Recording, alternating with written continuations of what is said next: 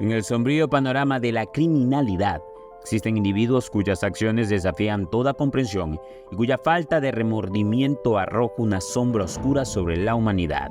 En esta lista exploramos los relatos de algunos de los criminales más inquietantes, cuyas palabras y actos nos llevan a los rincones más oscuros de la mente humana, desde aquellos que muestran arrepentimiento genuino hasta los que desafían a las autoridades con su falta de remordimiento. Cada historia revela una faceta diferente de la complejidad del mal. No te pierdas ni un detalle escalofriante y suscríbete para más contenido impactante. Número 6. Luis Valle Méndez, un joven peruano de 18 años, se encuentra ahora enfrentando las repercusiones de haber privado de la vida a su propia abuela. En una entrevista ante las cámaras, Valle admite haber cometido el crimen, pero sorprendentemente declara no sentirse culpable en absoluto. Afirmó que se siente completamente normal y carece de remordimientos por sus acciones, a pesar de la gravedad del acto cometido. Es crucial destacar que Valle reconoce que una enfermedad mental no puede ni debe justificar ni ser sinónimo de la comisión de crímenes. Sin embargo, su comportamiento durante la entrevista, incluyendo una sonrisa mientras es sacado de su hogar por oficiales, sugiere una desconexión con la realidad y plantea la posibilidad de una alteración de sus facultades mentales en el momento del crimen. El incidente ocurrió mientras su abuela estaba dormida y se recuperaba de una cirugía, lo que la hacía especialmente vulnerable. Aunque algunos podrían interpretar los actos de Valle como una justificación de sus acciones, es fundamental reconocer la complejidad de su situación y la necesidad de abordar adecuadamente las enfermedades mentales y su relación con la conducta criminal. Número 5. En una emotiva entrevista para Univisión, Lorenzo Soto, apodado El Pantera, comparte cómo su infancia, marcada por la violencia y el abuso, tuvo un profundo impacto en su vida. Soto relata cómo su padre, sumido en la embriaguez y la drogadicción, los sometía a maltratos físicos, llegando incluso a atarlos con cadenas en los tobillos y golpearlos. Reconoce que los primeros años adversos ejercieron una influencia significativa en su desarrollo, llevándolo por el camino equivocado hacia la delincuencia.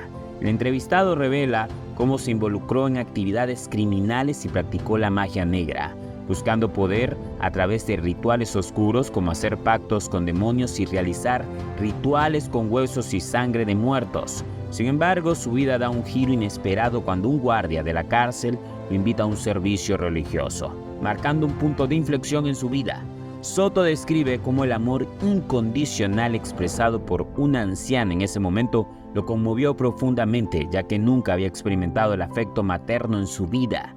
Finalmente, Lorenzo Soto logra salir de la cárcel después de ganar una demanda por los abusos recibidos por parte de los policías.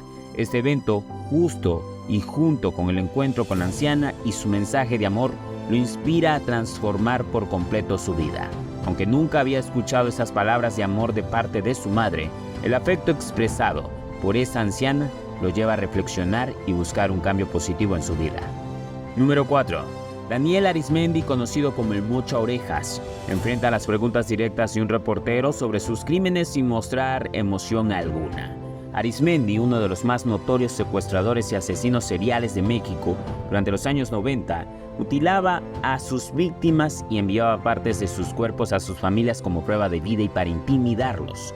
Sin embargo, Arismendi responde con frialdad, incluso bajando la mirada, sin mostrar impresión ante sus propios actos. El reportero indaga sobre el modus operandi de Arismendi, su motivación y su falta de remordimientos. Arismendi admite sin tapujos que realizaba sus crímenes solo para demostrar su capacidad, sin importarle el dinero. Para él se trataba simplemente de comprobar si era capaz de llevar a cabo sus atrocidades.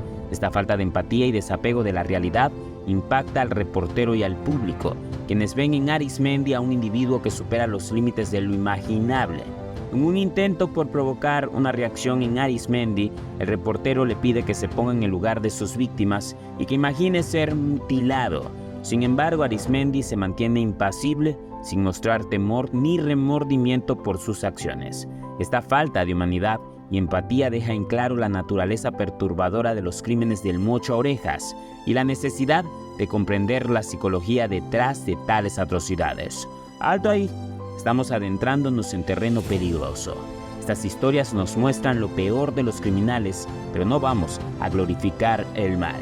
Es importante mantenernos alerta y recordar que detrás de cada acto violento hay víctimas que merecen justicia. Sigamos explorando estas historias, pero sin perder de vista la realidad. Suscríbete para más contenido. Número 3. Luis Alfredo Garavito, conocido como la Bestia o el Monstruo de Genova, enfrenta las preguntas sobre sus atroces crímenes con una aparente calma y distancia emocional. Se le atribuye la espantosa cifra de 172 víctimas, todas ellas menores de edad, aunque se sospecha que el número real podría ser aún mayor. Garavito reconoce haber cometido numerosas violaciones antes de comenzar a matar, aunque no puede precisar la cantidad exacta. Bajo la excusa de llevar a cabo rituales, Garavito privaba de la vida a los niños y les infligía terribles sufrimientos. Utilizaba alcohol para sedar a sus víctimas, la cazaba y luego la llevaba a lugares apartados donde perpetraba sus repugnantes actos. Su primer homicidio ocurrió en el año 1992 durante una borrachera y desde entonces continuó matando de manera sistemática hasta el día de su captura. Garavito intenta justificar sus acciones al hablar de su infancia y su involucramiento en el satanismo, sugiriendo que buscaba redimirse y convertirse en una mejor persona. Sin embargo, sus declaraciones sugieren una falta de remordimiento genuino y una búsqueda de excusas para sus horribles crímenes. A pesar de ello, Garavito reflexiona sobre la posibilidad de enfrentarse a un juicio divino por sus acciones, sugiriendo cierta conciencia del mal que ha causado. Número 2. Juan René Silva, conocido como el asesino de la catedral, revela en una inquietante entrevista detalles sobre su vida y sus acciones, mostrando una actitud errática y expresando ideas extrañas que llevan a cuestionar su salud mental. Aunque se le diagnosticó esquizofrenia, su comportamiento desconcertante y su convicción en ideas perturbadoras han llevado a muchos a dudar sobre su verdadera condición. Silva enfrenta acusaciones por el asesinato de un sacerdote en la catedral más importante y emblemática de la Ciudad de México, un crimen que tuvo lugar el 15 de mayo del año 2017. Durante la entrevista, revela detalles sobre su consumo de drogas y comparte confesiones perturbadoras, mezcladas con referencias a personajes famosos como Emma Charlotte Watson, conocida por su papel como Hermione en Harry Potter. Su mirada fija hacia la cámara delata una mente perturbada, mientras relata conversaciones delirantes con figuras prominentes como el Papa, en las que manifiesta intenciones violentas. Sin embargo, en medio de su discurso caótico se percibe un conflicto interno, como cuando menciona que algo dentro de él le decía que no cometiera el crimen, mientras otra parte lo instaba a hacerlo. La entrevista con Juan René Silva deja entrever la complejidad de su condición mental y la perturbadora naturaleza de sus acciones, así como la dificultad de comprender y abordar adecuadamente los trastornos mentales en el contexto de la justicia penal. Número 1. Juan Carlos, conocido como el Monstruo de Ecatepec, se destaca entre los asesinos por su falta de arrepentimiento y su actitud inquietante incluso durante su entrevista. Mientras exploramos la lista de criminales hemos visto una variedad de actitudes, desde remordimiento genuino hasta falsedad con el objetivo de reducir sus condenas. Sin embargo, Juan Carlos ni siquiera intenta disimular sus verdaderos sentimientos. Durante su entrevista, sus declaraciones son descritas como inquietantes por la presentadora, revelando una infancia perturbadora y confesando incluso que estuvo a punto de quitarle la vida a su propia esposa.